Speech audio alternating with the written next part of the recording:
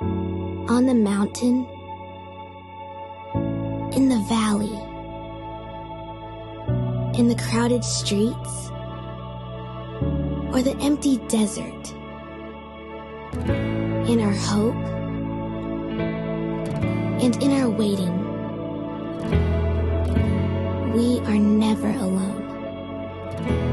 God is with us.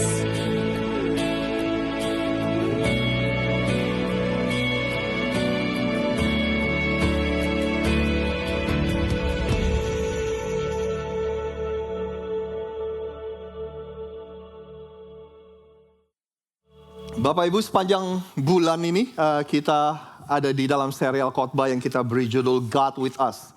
Tuhan beserta kita, saudara.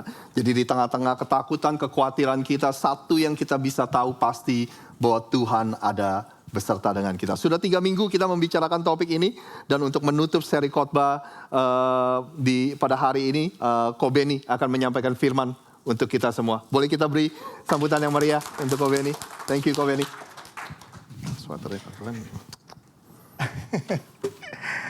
Thank you Ko Rosid. Shalom semuanya. Apa kabar? Kok kayaknya lemes amat kayaknya. Biasa apa nih? Biasa di rumah? Biasa di luar? Oke. Perkenalkan, nama saya Beni, kalau yang belum kenal. Dan kita hari ini akan mulai untuk menutup serial khotbah bulan ini, yaitu apa? God with Us. Oke, multimedia, bisa langsung mulai.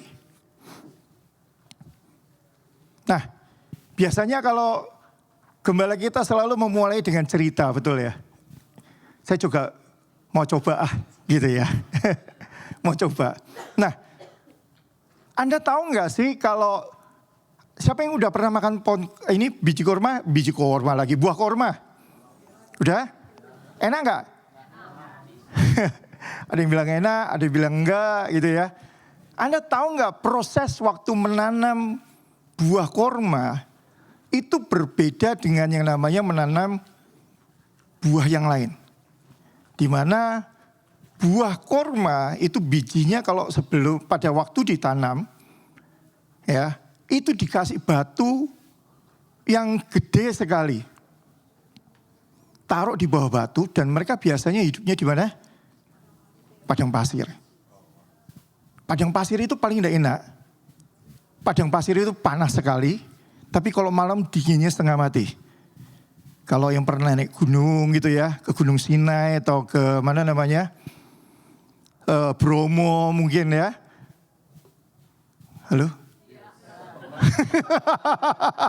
Kok kayaknya responnya berkurang gitu ya. Kalau belum ya enggak apa-apa gitu ya. Kita jujur-jujur aja ya. Nah,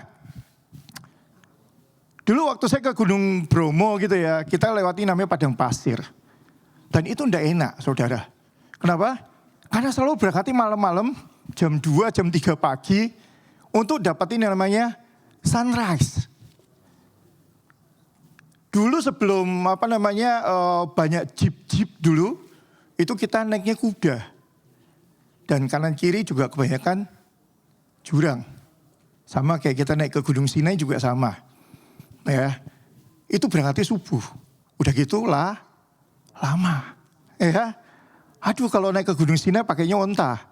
Anda tahu duduk di onta itu, ya itu sama kayak naik motor atau naik mobil yang shock breaker mati, gitu kan?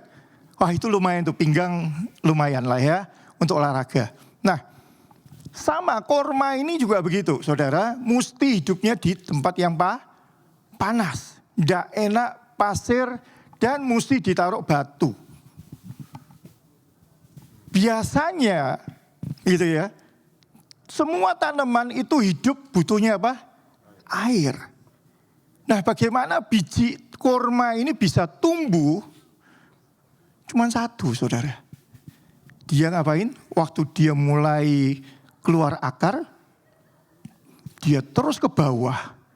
Sampai apa? Dapat air. Setelah akarnya kuat, baru dia naik ke atas. Ngapain? Hajar batunya Sampai batunya itu tengguling, pecah, dia tumbuh dengan besar. Sehingga apa yang terjadi? Mau badai kayak apapun, di padang gurun itu badainya kuat sekali, nggak ada yang tumbang. Dan makanya dari itu apa? Bijinya buahnya mahal dan manis. Nah, itu yang saya mau cerita sebelum kita masuk. Yuk. Nah, hari ini adalah God with us. Do you believe it? Kata Korosi tadi enggak cuman hanya apa? Lip sync. Tapi itu sebuah deklarasi. Tapi pertanyaannya, do you believe it? Banyak orang ngaku bahwa, oh iya Tuhan beserta gua. Tapi ketika masalah datang, badai datang, tumbang satu persatu. Mereka hidup di dalam ketakutan dan mereka masuk ke dalam rumah. Dan mereka gak berani keluar. Ada yang pindah malahan. Gitu kan. Karena apa? Takut. Waktu tahun 98, ya kan, kerusuhan terjadi di Indonesia. Saya sempat jalan-jalan keliling-keliling gitu ya. Naik motor gitu kan. Maklum masih muda gitu kan. Mental nekatnya masih kuat gitu ya. Tapi kalau sekarang juga enggak kali ya. Gitu kan. Saya melihat rumah-rumah dipasangin papan semua, ditulisin semua. Ya kan, dari yang tadinya salibnya gede-gede semua ganti nama semua. Ya kan. Jadi namanya jadi aneh semua, jadi namanya padang gurun semua. Dan itu terjadi di Indonesia. Bukan cuma terjadi di Indonesia gitu kan.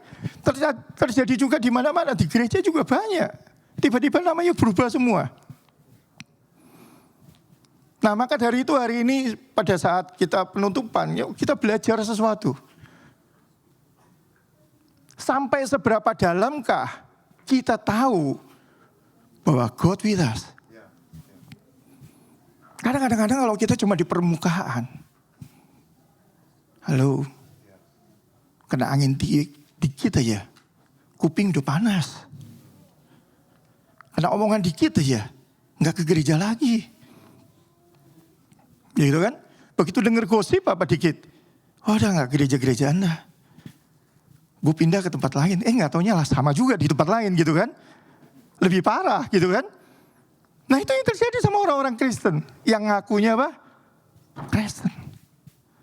Gitu loh. Nah hari ini, yuk kita buka di Kejadian 12 ayat 1 sampai 3. Minggu lalu gembala kita udah spill sedikit soal nama ini. Yaitu apa? Abraham.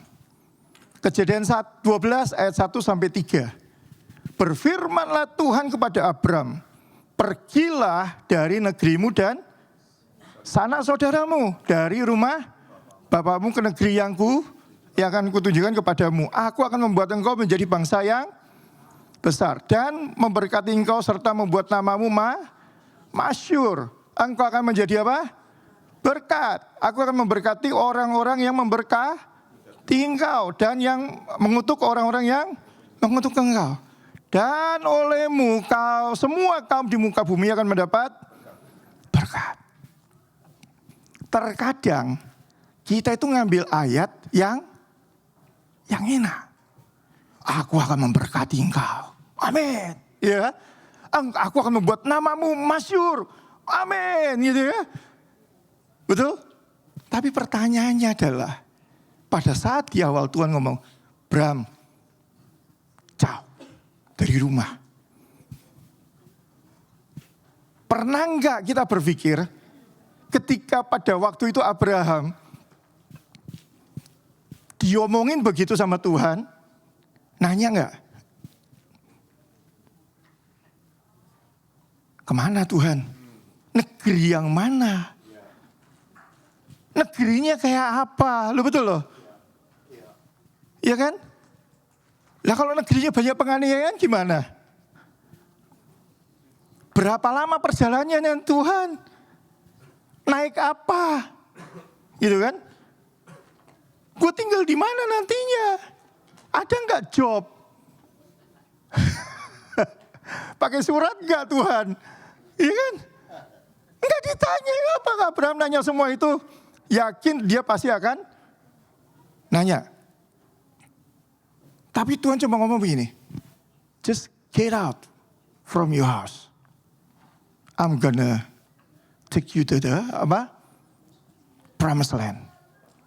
Tanah yang gue siapin buat lu, pokoknya keren abis dah. Nah kita itu kadang-kadang cuma ngambil di belakangnya toh. Tapi kita gak pernah tahu. Gitu kan? Ini ayat muncul tiba-tiba Tuhan ngomong sama Abraham. Nah, kalau kita mau lihat gitu ya. Slide berikutnya. Itu Abraham langsung jalan. Dia nggak mikir panjang, dia nggak diskusi, dia nggak apa-apa, langsung dikumpulin semuanya, budak-budaknya dikumpulin, ya kan, istrinya diajak, langsung jalan. Nah, di Ibrani 11, Paulus menulis begini, karena iman, Abraham taat. Ketika ia dipanggil apa? Untuk pergi negeri yang akan diterimanya menjadi milik pusakanya. Lalu ia berangkat dengan tidak mengetahui. Pernah gak baca ini? Kita cuma tahu Abraham taat. Karena apa? Iman. Tapi pertanyaannya adalah dia gak tahu tempat yang bakal dia tuju itu kayak apa. Nah kalau hari ini kita utus orang gitu ya. Evangelism gitu kan. Kamu pergi ke Irak. Dia Google dulu. Iya kan. Irak itu kayak apa. Nanti kotanya ke apa, Korosid gitu ya. Nanti ke kota mana. Nanti ketemu sama siapa. Kita bisa googling hari ini. Tapi dulu Abraham waktu dia ngomongin begitu sama Tuhan. Dia langsung packing jalan. Tanpa nanya ABCD. Bagaimana dengan kita? Halo? Kita pasti akan terus bertanya-tanya dan bertanya. Ya. Ntar kalau gini gimana? Kalau gitu gimana? Ntar kalau gimana? Kalau gini gimana? Gitu kan? Kok bisa ya? Loh betul loh. Kok bisa Abraham itu bisa cuman hanya oke bos, jalan. Padahal kalau kita mau jujur ngomong gitu ya. Kalau kita baca di kitab Roma ayat 10 ayat 17. Iman itu timbul dari apa? Pendengaran. Dan pendengaran oleh firman Kristus. Pertanyaannya cuma satu. Tanpa kita mendengar akan apa? Firman akan Kristus, gimana kita bisa punya iman? Betul? Nah, ini saya akan cerita, gitu ya. Cukup lama, gitu kan? Cukup lama ya. Tapi ini saya harap menjadi cerita yang menarik buat Anda, karena saya tahu semua rata-rata baca cuma di Alkitab tok. Betul ya? Rata-rata baca cuma di Alkitab. Yuk kita buka berikutnya. Sebelum kita membedah, kok bisa ya Abraham bisa tahu Tuhan dan bisa langsung ngomong iya, hanya padahal cuma suara loh itu. Tuhan gak menampakkan diri sama Abraham, kayak nampakkan diri kayak Yosua, nampak kayak malaikat, ya kayak Musa aja juga sama, ya kan? Semua rata-rata dengan penampakan malaikat yang gede, gagah perkasa. Kemudian inilah aku Tuhan Allahmu gitu ya. Kayak Maria didatengin malaikat, Yusuf didatengin malaikat. Itu kan ada visualnya. Betul? Enak, betul nggak? Tapi Abraham dari negara antah berantah. Boleh dibilang negara yang ateis. Bahkan penyembah berhala. Tapi tiba-tiba dengar suaranya Tuhan. Dia langsung ngomong, ya. Keren nggak itu sebenarnya? Tapi kan itu pasti ada sesuatu di balik semuanya itu. Betul loh. Dan kita rata-rata orang Kristen gak pernah mau cari tahu ya kan. Why he can say that? Gimana kok dia bisa ngomong kayak begitu? So easy. Loh betul loh. Sekarang kalau tiba-tiba gitu ya. Di sini banyak anak muda gitu ya. Tiba-tiba Tuhan ngomong gitu sama Anda. Yang lagi cari jodoh. Gitu kan. kita doa gitu kan. Yang perempuan apalagi kalau udah cantik gitu ya. Tanya Tuhan, Tuhan mana jodohku gitu ya. Terus tiba-tiba Tuhan ngomong, buka mata sebelahmu. Nah kalau di sebelahnya tiba-tiba tidak sesuai dengan selera, apa yang kita dengerin? Kita langsung ngomong apa? Wah ini bukan suara Tuhan ini ya nggak? Kita pasti langsung tengking dalam nama Yesus. Ini bukan suara Tuhan ya. Kita yang maunya apa? Yang ganteng, yang cantik, yang oke perawakannya, ya kayak Saul gitu kan. Tinggi, gagah, punya surat gitu kan. Betul ya? Betul loh. Ya. Sekarang lagi isunya begitu kan. Ya. Udah gitu apa lagi? Ya, yang kaya raya, yang punya job, yang punya Porsche gitu kan. Ya gak? Semua punya gitu kan. Itu kan yang kita mau. Tapi terkadang Tuhan itu suka bercanda sebenarnya. Dia itu lebih suka kita tuh ngalami prosesnya. Bukan hasilnya yang mau dia kasih. Tapi kalau dapat itu ya hoki lah itu ya. Itu hoki lu. Benar gak? Nah, di Yosua 10 ayat 13. Ya. Maka matahari berhenti dan bulan tidak berpindah sampai orang Israel selesai mengalahkan musuh-musuhnya. Peristiwa itu ditulis dalam buku Yashar. Sehari penuh dan bla bla bla. Kitab apa? Orang-orang jujur. Cuma di sini langsung ditulis ya pakai bahasa Latin, kitab Yashar. Nah, di 2 Samuel juga sama. Dan ia memberi perintah untuk mengajarkan nyanyian ini kepada Bani Yehuda. Karena nyanyian itu ada tertulis dalam kitab orang jujur. Nah, 2 orang ini itu bukan 2 orang yang bahasanya perannya adalah peran pembantu dalam Alkitab. Tapi 2 orang ini adalah tokoh penting dalam Alkitab. Dan mereka menyebut sebuah kitab yang sama. Nangkep ya? Artinya kitab ini layak untuk dipertimbangkan. Tapi bukan untuk direnungkan terlalu dalam gitu ya. Hanya sekedar tahu bolehlah. Ya. Nah, saya terus mencari tahu bahwa ternyata di dalam kitab Yashar atau kitab orang-orang jujur ini itu menulis cerita tentang sejarahnya Abraham dari sejak dia kecil. Ya. Nah, di slide berikutnya. Nah, di sana itu ditulis tentang ada sebuah nubuat. Tentang apa? Nimrod, Terah, dan the prophecy of Abraham. Waktu saya pertama kali ngobrol soal Abraham sama bapaknya dulu sama istri saya, dia gak percaya. Gitu ya. Tapi setelah itu dia ketawanya terpinggal-pinggal. Karena apa? Karena bapaknya Abraham itu seorang penyembah berhala. Ya. Dia menipu banyak orang, masyarakat dengan cerita, tahayul. Ya kan? Dulu bapaknya itu punya patung-patung yang banyak di rumahnya. Ada yang patung kecil, ada yang patung sedang, ada yang patung gede. Ya kan? Jadi kalau yang miskin, kasih makanan, bawa persembahan sedikit, kasih patung yang kecil. Ya kan? Gak boleh kasih patung yang gede. Kenapa? Karena terlalu dikit. Gitu kan? Gak cukup. Buat dewa yang gede, dapat makanannya sedikit. Gitu kan? Tapi kalau yang kaya, kasih makanannya banyak, mewah, kasih yang gede. Jangan yang patung yang kecil. Kenapa?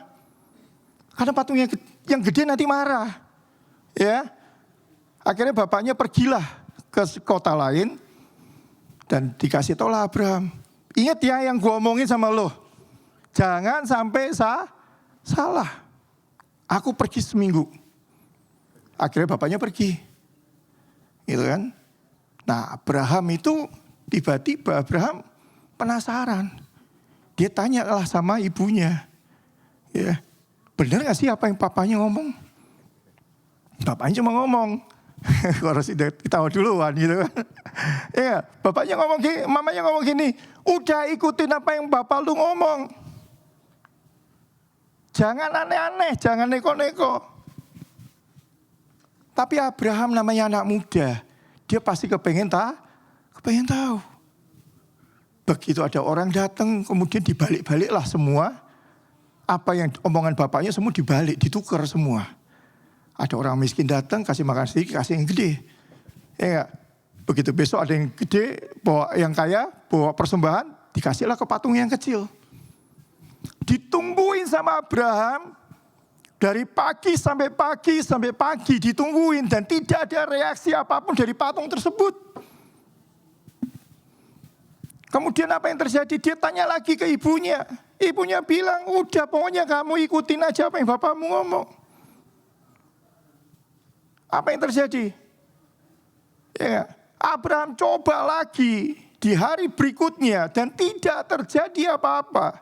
Makanannya masih utuh. Bapaknya bilang nanti yang patung yang gede ngamuk. Ya kan? Celaka gitu kan? Apa yang terjadi? Begitu bapaknya hampir pulang. Itu patung sama dia dipecah-pecahin semua sama Abraham. Ya, dipecah-pecahin. Pada saat bapaknya pulang, dia lihat patungnya pecah semua. Dia tanya sama Abraham, Abraham, apa yang kamu lakukan? Abraham ngomong, bukan salahku, Pak. Ternyata omongan papa benar. Maksud lo? Itu kan?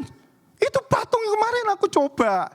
Aku kasih makanan yang sedikit ke patung yang gede, yang kemudian makanan yang banyak, persembahan banyak, aku kasih patung yang kecil. Mereka ribut, mereka berantem, Pak. Dan mereka saling pukul-pukulan dan saling pecah-pecahin satu sama lain. Bapaknya ngomong, aduh, mana ada patung bisa mecah-pecahin patung yang lain, Abraham. Lu dari mana? Emang lu lihat sendiri? Lah kan papa udah ngomong sendiri.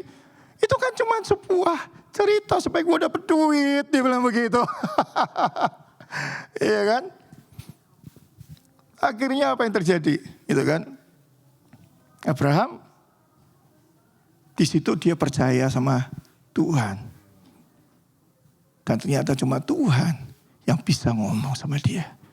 Nah, ini kan ceritanya baru muncul sekilas. Nah, kalau kita lihat silsilahnya, gitu kan? Tera kita tahu bapaknya kan adalah seorang penyembah berhala. Kita tahu Nimrod, ya kan? Itu adalah seorang yang pemburu gagah perkasa di dalam Alkitab kita. Dan itu salah translitasi. Sebenarnya Nimrod adalah orang yang pertama kali menjadi antikristus di dunia ini. Karena dia adalah pembuat menara Babel.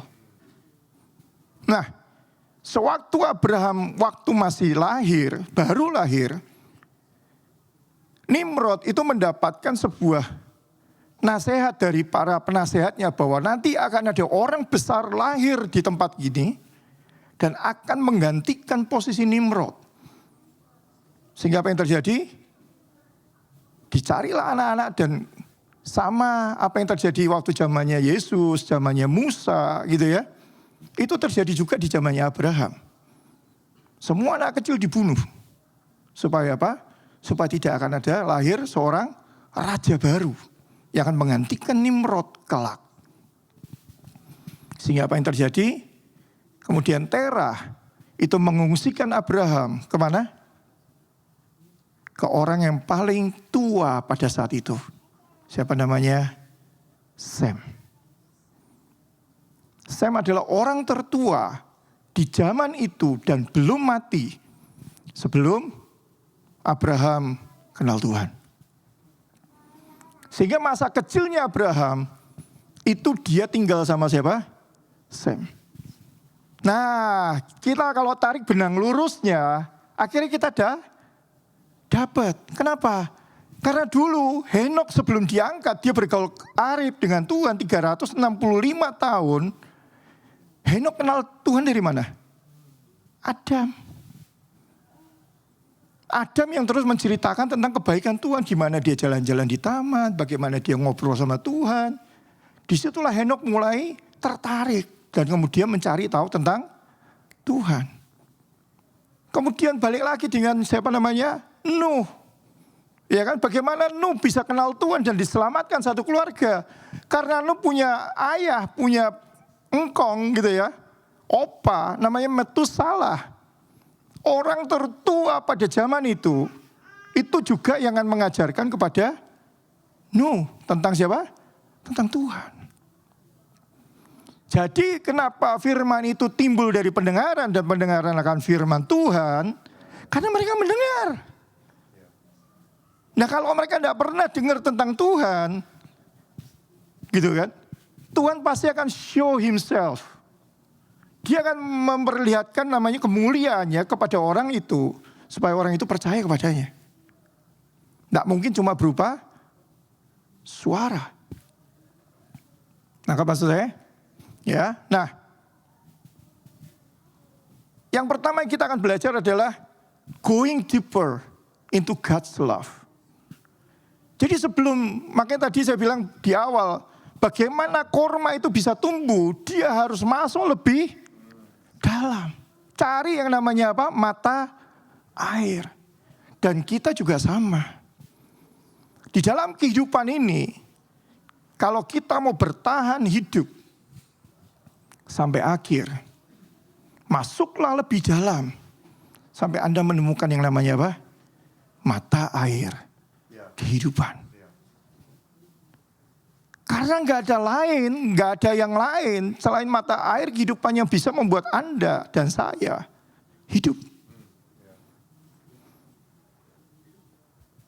Tapi nggak bisa cuma hanya mencicipi mata air kehidupan dan kemudian kita berhenti meminumnya.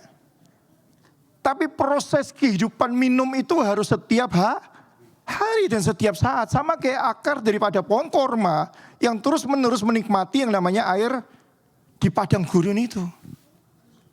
Sehingga membuat hubungan air dengan akar itulah membuat ia akhirnya menjadi tumbuh semakin kuat. Sehingga dia bisa bertahan dalam segala badai. Dan segala cuaca apapun yang ekstrim. Tanpa itu, tidak mungkin. Sama dengan tubuh kita. Kalau kita cuma minum segelas sehari, tumbang gak lama-lama? Tumbang. Kenapa? Karena tubuh kita itu sebagian besar dari air. Kita butuh air. Nah, itu tubuh. Sedangkan sebenarnya manusia itu adalah roh ya yang tinggal di dalam tubuh yang memiliki jiwa.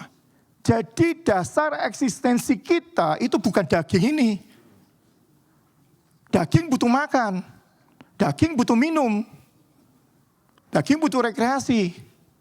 Ya. Tapi yang namanya roh itu hanya butuh apa namanya? Firman. Kita nggak bisa tiap hari cuma kerja pulang pergi kemudian pulang nonton TikTok dan itu membuat kita tumbuh rohani kita. Nggak bisa. Ya kan? Kita nggak bisa cuma hanya pulang pergi kerja dan kemudian kita hura-hura di luar, kita jalan-jalan dan membuat kita menjadi kuat iman kita. Nggak bisa. Karena iman itu cuma timbul dari pendengaran akan firman Tuhan, bukan jalan-jalan ke mall atau nonton TikTok. Atau sesuatu yang lucu-lucu akhirnya membuat iman kita timbul dan menjadi kuat. Tidak bisa. Nah ini, itu kan. Makanya kita di dalam situasi yang kondisi yang sekarang ini yang terjadi. Cuma satu jalannya. Untuk Anda keluar dari ketakutan. Going deeper to God's love. Abraham waktu dia kecil. Ya kan. Dia belajar di 1 Yohanes ya. 1 ayat 3.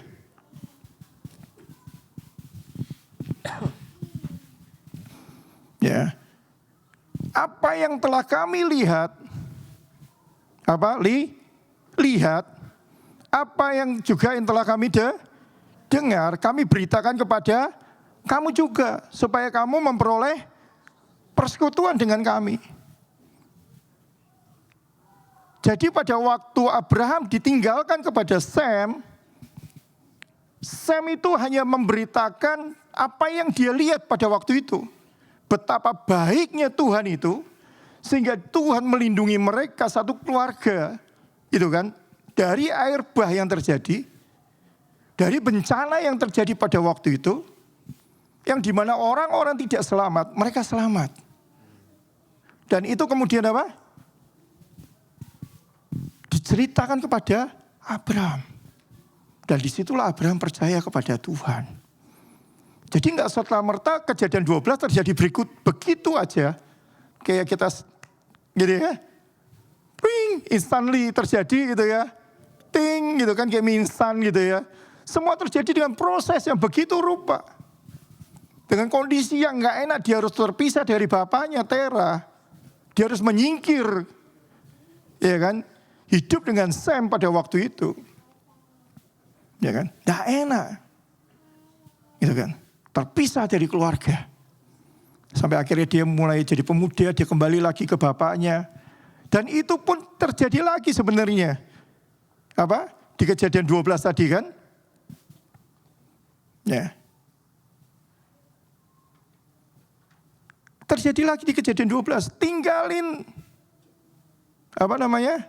Negerimu. Ya.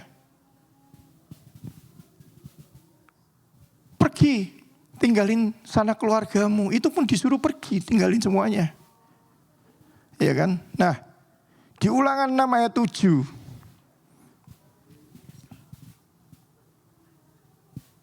Itu Sem itu Abraham itu tinggal sama Sem itu bertahun-tahun, saudara. Itu enggak cuma hanya sehari terus kemudian dia pulang lagi, enggak. Nah, di sini Ulangan 6 ayat 7. Musa mengajar kepada kita bahwa haruslah engkau mengajarkannya berulang-ulang kepada anak-anakmu. Dan engkau harus membicarakannya apa? Duduk di rumah, sedang dalam perjalanan, berbaring, kau bangun. Ngomong tentang kebaikan Tuhan setiap saat. Dan itulah yang terjadi kepada Abraham. Sehingga kenapa dia bisa gampang yang ngomong, oke Tuhan. Ya, oke Tuhan. Dia jalan. Ya. Nah, setelah pengenalan yang begitu dalam, itu kan, Abraham mulai yang namanya apa? Melakukan sebuah perjalanan. Dia walk with God. Setelah dia go deeper with God's love, dia yakin dengan kasih Tuhan yang begitu hebat dan luar biasa. Dia berjalan dengan siapa? Tuhan. Walk with God. Nah, perjalanan mulai apa? The journey begin. Ya kan? Perjalanan Abraham dari apa? Ur Kasdim. Kemana? Ke Kanaan, betul ya? Tapi di situ saya potong. Kenapa? Perjalanan Abraham dari Ur Kasdim ke Haran. Kenapa kok ke Haran? Karena di situ Abraham, ya, namanya manusia, betul ya? Yang harus taat sama orang tua, harus care sama keluarga, betul? Wah, tinggal semenit Pak. Gimana Pak? Gitu kan? Nah, Abraham bawa papanya. Nah, yang jadi masalah bapaknya pedagang. Bukan Tuhan yang, padahal Tuhan itu sudah menentukan bahwa keluargamu tok, sanak saudaramu tinggal di Ur Kasdim, bawa istrimu, budak-budakmu, bawa. Tapi dia bawa bapaknya, dia bawa ponakannya gitu ya. Betul? Ending-endingnya bapaknya nyuruh apa? Mampir. Kemana? Ke Haran. Ngapain? Dagang.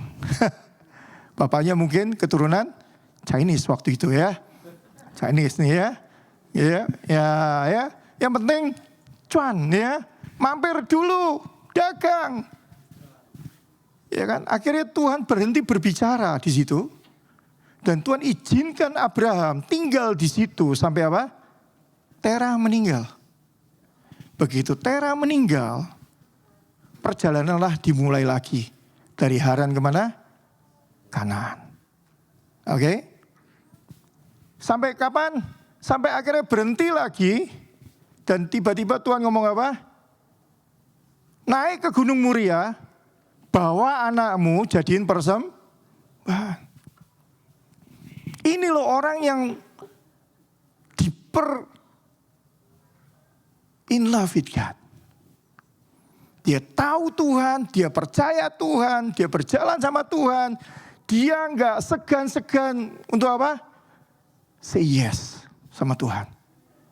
Dia cuma Tuhan ngomong bawa anakmu naik ke gunung jadiin persembahan. Dia nggak nanya Tuhan ini kan anak gua satu-satunya, kenapa nggak anak gua yang lain, gitu kan? Dia nggak pernah nanya itu dan dia bawa naik ke atas gunung. Ya kan? Kita tahu ceritanya. Ya kan? Sampai anaknya diikat, anaknya juga diem aja. Itu kan? Karena apa kok anaknya diem aja? Karena juga dia tahu bahwa bapaknya itu percaya Tuhan dan berjalan sama Tuhan dan disertai Tuhan. Dia diam aja sampai dia nanya sama bapaknya juga kan, "Papa mana korbannya?" Udah tenang aja nanti Tuhan kasih. Tapi dia diikat. Nah kalau kita diikat kita ngapain? Wah jangan gua dong, waduh gitu ya. Wah jangan gua, lu mau ngapain gua gitu kan. Ntar dulu, gua doa dulu. Itu kan, gua doa puasa dulu. Ya kan, apalagi kalau suruh bimbing pujian, ntar dulu saya doa puasa dulu. Pastor jangan saya gitu ya. Disuruh doa syafaat, ntar dulu pastor, saya doa dulu di rumah gitu kan. Dulu kalau saya masih di Indo waktu pelayanan, itu kalau di kalangan pengerja dapat jadwal doa syafaat, itu luar biasa saudara. Itu strugglingnya luar biasa. Ngapain? Nunjuk orang itu, orangnya selalu bilang, saya enggak siap. Saya enggak siap. Kopi ini aja. Selalu gue tumbal gitu kan. Tapi lama-lama gue juga gerah juga gitu kan. Kok gue melulu gitu kan. Emang yang lain kenapa? Kenapa gak siap gitu kan. Tapi karena lo gak siap ya sudah. Gue selalu siap gitu kan. Nah di sini kita belajar gitu kan. Abraham gak nanya apa-apa. Dia bawa diikat. Tapi pada saat pisau udah mau dihujam. Tuhan bilang apa? Stop. Coba kalau nggak pernah dengar suara Tuhan. Nancep nggak itu pisau? Iya nggak? Paling nggak lecet aja. Iya nggak? Ngoceh nggak? Halo? Ngoceh nggak? Pasti ngoceh. Orang kita kena pisau dikit aja udah. Aduh berdarah gitu ya. Aduh mama lecet gitu kan. Halo? Betul nggak? Tapi di situ Abraham bilang apa tau nggak? Ketika Tuhan memberikan kambing jantan gede, itu tiba-tiba bisa nyangkut, gitu kan? Di situ di semak belukar. Tuhan ngomong apa? Abraham ngomong apa? Abraham pada saat itu menamakan tempat itu apa? Jehovah Jireh. As it is said to this day. Dan itu sampai hari ini tempat itu disebut apa? Jehovah Jireh. In the mount of the Lord it shall be seen. Di atas gunung Tuhan aku telah melihat. Kenapa sih kok kita bela-belain naik ke Gunung Bromo? Ya kan, waktu itu saya masih muda gitu kan, masih kurus gitu ya. Masih lempeng juga pada waktu itu gitu kan. Saya sempat naik ke Gunung Gede gitu kan. Itu perjalanannya susah sekali saudara. Tetapi ketika kita berjalan dalam kesusahan itu, kita jalan yang begitu banyak rintangan, kita di situ sudah bisa membayangkan yang namanya apa? Betapa indahnya sunrise itu. Begitu kita nyampe ke atas gunung, ya, nungguin sunrise, kita udah bisa ngebayangin dari bawah, betul? In the mount of the Lord, it shall be seen. Gue udah bisa ngebayangin sebelumnya bahwa nanti di atas gunung itu, ya kan, itu Tuhan sudah persiapkan. Bahkan Tuhan sudah siapkan terlebih dahulu pada saat kita apa? Baru berjalan. Jadi bukan pada saat kita nyampe ke gunung, Tuhan baru siapin. Enggak. Tapi Tuhan sudah persiapkan semuanya. Sebelum segala sesuatu itu terlihat. Tuhan udah kasih bayangan. Dan ketika Abraham mulai melangkah keluar dari Ur Kasdim, dia sudah mulai ngebayangin tempat seperti apa yang bakal Tuhan kasih. Dia sudah bisa imajinasikan apa yang Tuhan akan kasih pada saat itu. Kenapa dia begitu yakin? Dia yakin dengan janji Tuhan. Amin. Nah, hari ini, gitu kan, begitu banyak kekhawatiran dan begitu banyak berita, ya kan, yang membuat orang-orang Kristen hari-hari ini gelisah. Bukan cuma orang Kristen, orang Indonesia mayoritas di mana-mana. Gitu kan? Karena kita orang Indonesia gitu kan. Ya, saya ngomong orang Indonesianya aja gitu kan. Tapi enggak, ya kan, ketika saya jalan kemana-mana 2 minggu terakhir ini, begitu banyak tempat-tempat yang sepi. Tempat makan sepi, gitu kan. Biasanya tempat Meksiko itu ramai sekali, jam 12 siang hari Sabtu sepi sekali, nggak ada orang makan. Gitu kan. Mereka banyak yang ketakutan. Ya. Tapi kembali lagi saudara bahwa di tengah kekacauan, di situ ada peluang. Di tengah kegalauan dimanapun juga lagi terjadi, di situ Tuhan sudah sediakan yang terbaik. Dan kalau kita mau percaya Tuhan, gak cuma lip sync.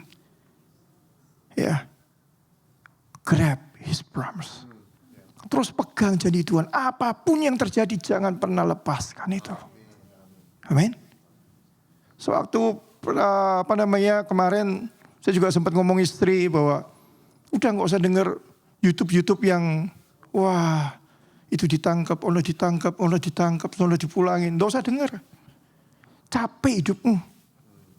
Dengerin aja apa yang menjadi kebaikan Tuhan. Terus itu putar dalam hidupmu. Terdengar di telingamu. Ya kan? Sampai timbul imanmu. Kalau belum juga, terus dengerin terus. Jangan tiktokan. Capek hidupmu. Betul? Ya, yuk kita bangkit berdiri.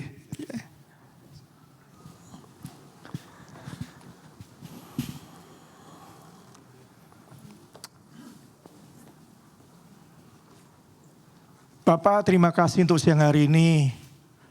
Kami boleh ada sebagaimana kami ada. Ya Tuhan Yesus. Semua karena kebaikan-Mu, semua karena kasih karunia-Mu. Ya Tuhan Yesus. Semua karena kasih-Mu Tuhan yang melimpah dalam kehidupan kami. Terima kasih Bapak. Kami percaya Tuhan, di tengah situasi yang tidak enak ini Tuhan, kami percaya bahwa tangan Tuhan itu selalu ada bersama dengan kami. Amin, amin. Dimanapun kami berada Tuhan, Engkau sudah siapkan tanah yang sudah Engkau janjikan kepada kami. Tanah yang terbaik. Tanah yang luar biasa. Amin, amin. Terima kasih Bapa. Terus ajar kami untuk lebih dalam lagi dan lebih dalam lagi hidup di dalam kebaikan Tuhan. Amin. Dan terus biarkan kami berjalan Tuhan bersama dengan Engkau. Karena kami percaya Tuhan dengan tangan-Mu yang memegang kami. Amin, amin. Kami percaya Tuhan, kami tidak akan salah untuk melangkah. Terima kasih Bapa. Terima kasih Tuhan. Terima kasih Tuhan, kami mengucap syukur atas firman-Mu. Terima kasih untuk Ko Beni yang memberkati kami dengan firman Tuhan. Kami berdoa biar iman kami semakin hari semakin kuat, berakar dan tumbuh. Dan semakin kuat di dalam Engkau Tuhan. Di dalam nama Tuhan Yesus kami sudah berdoa. Yang percaya sama-sama katakan. Amin. Sebelum Anda